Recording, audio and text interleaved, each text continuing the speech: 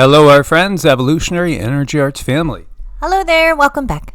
If you hear anything strange in the background, it could be the hundreds of birds that are just congregating out in the front yard right now. Yes, they're here to say hello, and we might want more food. Yes, and we love to take care of all the animals, really. That's just part of what we see as pure enjoyment as being out in nature. We want to thank everybody for your support over on Patreon. We will be working on an assortment of things over at Patreon today. It's going to be a very busy day, but although we will probably be releasing them in increments as we're going to go doing some deep dives down some rabbit holes that we really enjoy. We want to thank everybody for your support wherever you're watching us from. Crazy times. People can feel it. It feels like the twilight zone out there. This has actually increased instead of decreased, unfortunately. USGS is showing 24 of 271 earthquakes in this area right here in Greece, where last time I saw about 10,000 people had evacuated from the area. These are all above 4. They're all, above 4. I don't think the USGS is showing all of them because I've seen CSEM and others talking about smaller quakes as well. In fact, there's been more than 1,000 quakes hitting this area since the 27th of January. This is big. This area is a big focal point, and unfortunately, you are not seeing the typical trailing off. It feels like there could be some sort of explosive event building. We have a lot going on too. I mean, planetary alignments, which creates a lot of energy, and not to mention the moon getting full. The moon carries a lot of electromagnetic energy with it. And with that, it between the moon and the sun and Earth, there could be a lot of conversations, and she might just be ready to do something major here. Yeah, electromagnetism. It's everything, guys. It's literally everything in this reality. So what we also have going on is over here in Campi Flegrei, a swarm that has developed as well. As you see, this area very famous as well for explosive eruptions in the past. This one started on February 5th, a total of 63 earthquakes detected, the highest magnitude 3.1. And, gosh, man, it feels like something big is building. Obviously, geopolitically, there's a lot building. But, again, I've seen and I've shared with you guys, often at the most tense times geopolitically, we see explosive, eruptive Earth-related events. And again, there is the microcosm and the macrocosm. Everything is one consciousness field when we get down to it.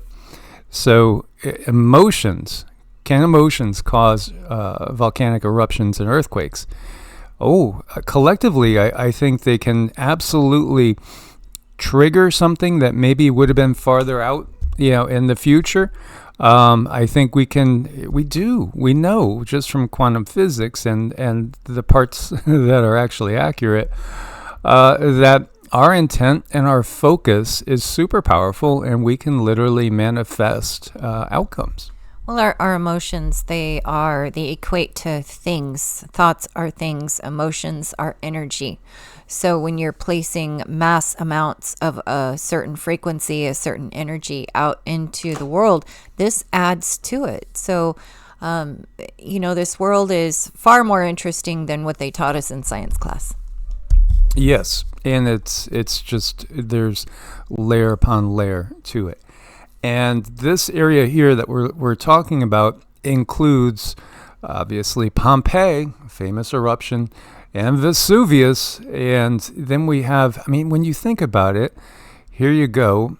This is where that new swarm is. This is, where the other swarm is that we've been talking about. This is, basically it's the birthplace in so many ways of Western civilization. That it just feels is about to explode. Is there any symbolism between that and the literal geopolitical explosive events that are starting to happen in this world? With, obviously we're all looking down the barrel of what seems to be a third global conflagration. As you see, an effusive eruption at Stromboli volcano and lava flowing there as well, Italy.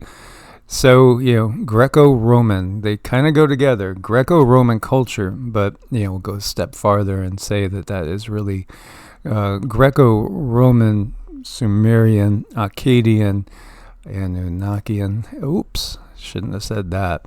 Meanwhile, Kilauea enters its 8th eruption episode, and we also have landslides over in San Francisco with record floods and rains. 2 atmospheric rivers have been battering the U.S. West Coast since the 31st of January.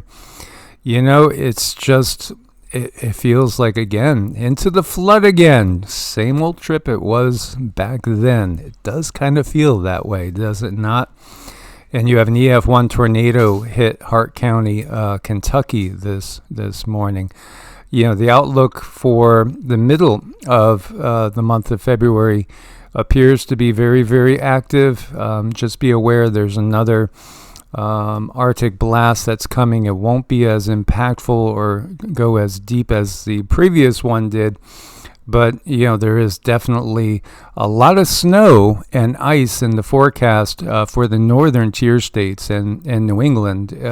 Be aware of that too, because it looks like it's coming maybe about 10 days out. This was a 4-alarm fire in Harlem. No injuries reported. Thankful for that. And we have more of these fireballs illuminating Philadelphia's skies. Philly. Oh, interesting, because we had that whole issue over in Philly of a plane that appeared to be more like a rocket. And there was a impact. They say there was an impact, and they also say that helicopters were observed going over a possible impact site near a lake. But was it really? I mean, again, this one does the same old thing. This one was mostly covered by the clouds, but it's the same old story where it looks like it comes in and then takes off going to hyperspeed. There's so much that they cover up from us all the time, and when they get real frustrated, they bury channels on YT. So like the last video we did was absolutely buried. There is no topic that they don't want discussed more than exactly what we were talking about on that last video. So as always, you can find us on Patreon. You can also find us on Brighteon, Rumble, and BitChute as well, and Ko-Fi. Links to wherever we can put up videos and are allowed to put up videos. Meanwhile, this is another remarkable underground city discovered over in central Iran. Look at this. Yeah, and it's pretty obvious at certain times humans have gotten the idea that we got to get off the surface. It's pretty obvious. And if you look to the Anatolia region in Turkey, you will see just cities underground. And in fact, there's a network of them that could literally house tens of thousands, if not hundreds of thousands of people. Do you know that there are tunnels that will take you from Turkey and go all the way up to the UK? What happened in the past that people had to go inside the earth in order to survive? Again, it's part of the Hopis legends and myths. All the indigenous, what we would call Native Americans, again, that were called Indians by the ones that were coming here and wondering, geez, did we go all the way around that big old circle and end up in India? The history, again, it covers up some of the details. Why did these people build these remarkable underground cities? And, I do think, too, when you look at Iran, it's in the bullseye. It's the next target of the system. And, we've touched on that before. We've also touched on the fact that as they keep giving us, oh, wow, here's another humanoid family tree member we never saw before. This 1.4 million year old jaw that was a little bit weird for Homo turns out to be the never before seen human relative, Paranthropus. Yeah, Nutcracker Man, because his jaw looks a little bit like a nutcracker.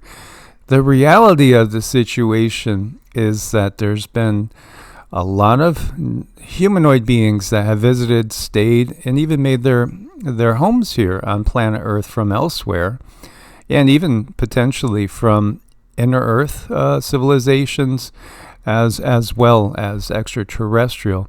And the other thing, too, is that the system has always been looking to create the perfect worker bee that doesn't give them grief. That's the other part that's missing that they don't touch on here. Mm-mm. No, I mean, it's something that's just constantly covered up. It's normal because as we evolve, and that's what we are doing, we are evolving in a huge, huge way, especially right now with people having the ability to develop the ability to see past what the mainstream is saying, and other people teaching people how to see past what the mainstream is telling us. That puts them in a very precarious position because eventually there's going to be a straw that breaks the camel's back, and there's going to be enough people who are saying, hey, this isn't right, and who are going to act on it and do something. And their actions and even their emotions and their intent can take away from that power grid or that power struggle that's going on right now between the controllers and just, little old human beings like us. We are definitely growing out of our little clothes, ready to get on big clothes.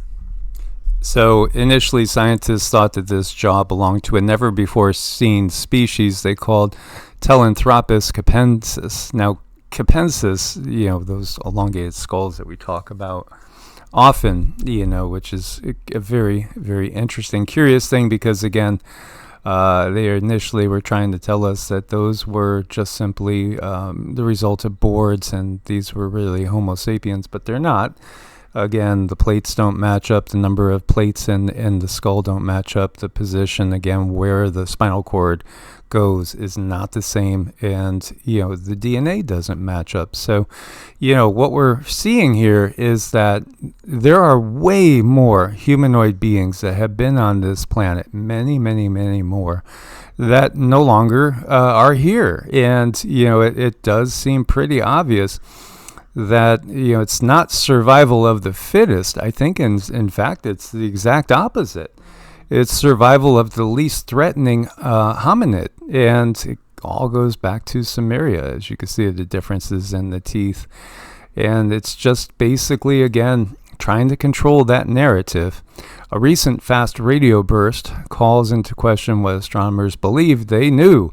Yeah, science is constantly being rewritten. As new information comes out that proves that it was wrong, they have to basically, again, attempt to control the narrative by coming out with something else that seems reasonable and logical until that's proven to be wrong.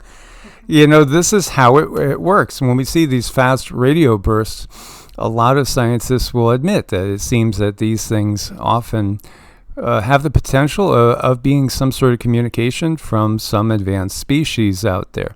This is interesting because this one that they've noted comes from a long dead elliptical galaxy that by all rights should not contain the kind of star thought to produce these bursts. The reality is, too, that, and this is the thing that most people probably would have a hard time accepting, it's not that stars or planets are locked into their positions so much. Can you, when you're done at the dinner table, get up and leave it? Of course you can. Can you move from one state to another? Yes, of course you can, unless you're in jail or something. Again, everything that you see is a consciousness. It's an intelligent consciousness. People will say and look at the light of what we would call Venus and think, again, well, science is showing us that Venus is this hot, brutal, inhospitable place that could not support life, and nothing could be the farther from the truth. Because again, even without taking into account that the information given to us may be inaccurate or revised later on in time as things come out, there's also layers upon layers, these densities. And each of the densities is, again, just like turning the channel on a radio. And you go from country music to talk radio to rock. It's the same thing with our reality. And shifting the frequency shifts the signal. Right. Understanding that when that signal shifts, it's like you get a whole nother perspective is with what is going on. You get a whole nother level of information and communication with beings that are on that level. So this is really happening kind of in a big way these days. And some things are just bad ideas or, lack of foresight, even though they seem really cool, because you certainly wouldn't want to trip on this thing. Just saying. This is from the 50s. Again, there was advanced technology 100 years ago that would blow your minds away. They've just kind of hidden it. And there's extraterrestrial beings around us everywhere you look, because, again, this planet was reclaimed from the remnants of a planet that was destroyed in this intergalactic, interdimensional war. And yeah, it was reseeded with all sorts of extraterrestrial life from elsewhere. That's just a fact. And in fact, again, when you look to humans, again, this current version of Homo sapiens was created, on Earth, but the ancestors are in the stars. Mm-hmm. I mean, the oceans are absolutely fascinating, and we still have not done enough exploring in the oceans. But the little bit of exploring that we have done has shown some really incredible beings, and you can see where this is where stories come from, is in the ocean. And we understand this is a lot to take in, and it can make you look like this and just, scream and say, oh my God, my reality has been shaken to the core. But it's okay, because you are an eternal being. You cannot be destroyed. Your physical body, yes, that's a temporary vehicle. But you, the real you, cannot be destroyed. And, as is written in the Bhagavad Gita, it's not going to be extinguished by water. It's not going to be burnt by fire. Again, we are above the elements. The shell that we come into is from the elemental structures and from the ether itself, which, by the way, is changing. The ether is literally changing. Our fundamental reality is completely changing. And yeah, you can make you look like this, but hang on tight. We got this. We've actually done this before. Indeed. Source bless and namaste. Namaste.